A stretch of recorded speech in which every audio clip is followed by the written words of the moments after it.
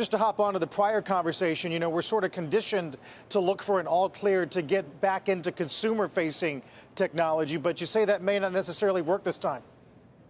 That's right. So I have the unique perspective of managing money for individual investors for north of 3 decades. And I'll tell you that they have a muscle memory to buy what's worked and buy what they're familiar with, and that's mega cap tech. But I will tell you that we're seeing a paradigm shift in that thinking.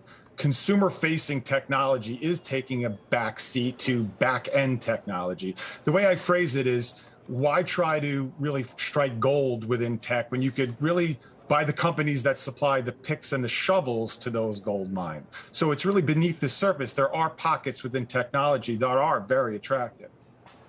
So walk me through some of those areas. You're talking robotics, right? And data. We mentioned cyber and health technology. Talk about how you've assembled this sort of coalition of sectors to get interested in. Sure. So AI and robotics, it's the smart automation that's going to power this fourth industrial revolution. And when it comes to big data, we have rising population growth. If you think about it, the increasing devices per capita is just fueling exponential appetite for data.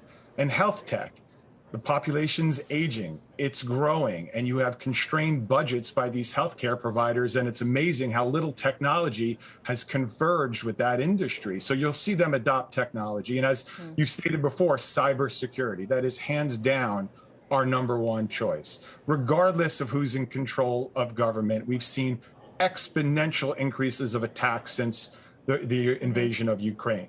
And we're looking at private companies, public companies, schools, universities, you name it, local governments.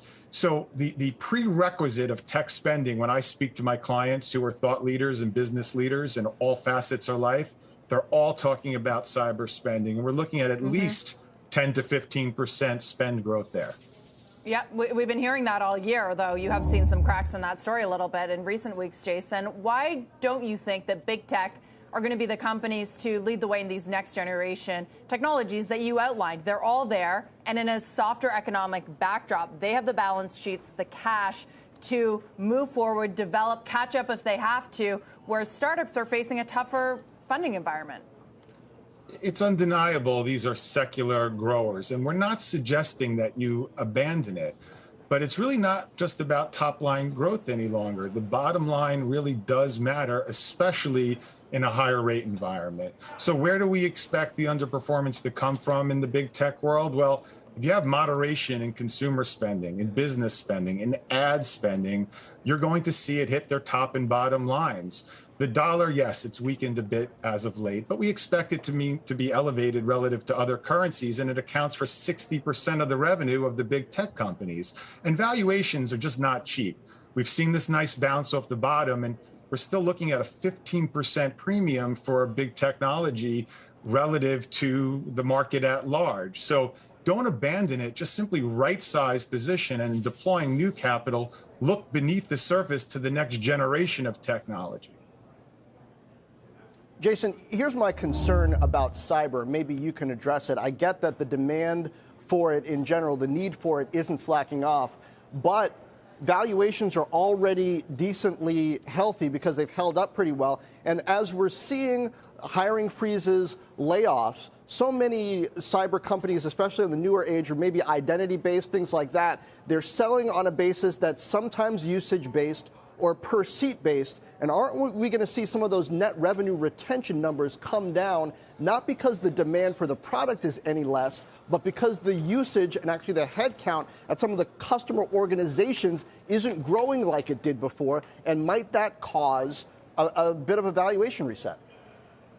It very well could be. And I think that earnings are going to need to grow into some of the valuation of some of these companies. It's a relatively fragmented market, and we think you're going to see massive consolidation in the group. So we really focus on some of the perennial leaders in the group. And it's really more anecdotal when I share with you this, but I have clients of all walks of life, heading universities, heading hospitals, heading wealth management firms like mine. And this is all we obsess on all day long. It's where all of our tech budgets are going. So valuations in some pockets may be rich, but it's one of the few areas that you're going to see earnings grow into those shoes.